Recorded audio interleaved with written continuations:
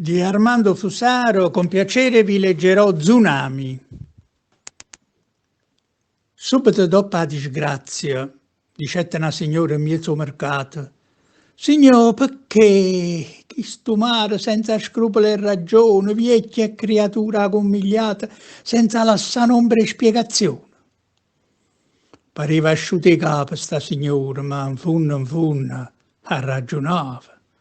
Cercava spiegazioni in mezzo alla gente. «No, no, non vi preoccupate, sono legge da natura», uno dicette.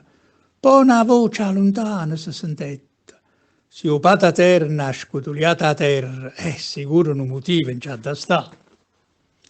Poi un'altra: «Signore, ma a dove campate?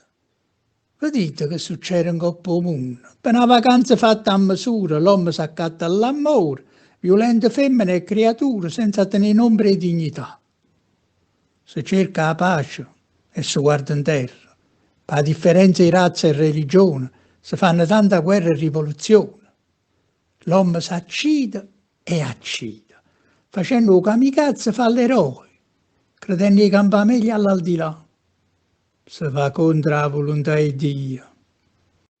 E poi dicemmo, «Signore, perché?» Eppure tanti anni sono passati che il padrone lo creato è morto in croce per l'ammorellato. E per questo, se guardiamo in cielo senza superbia e vanità, l'uomo trova pace e dignità.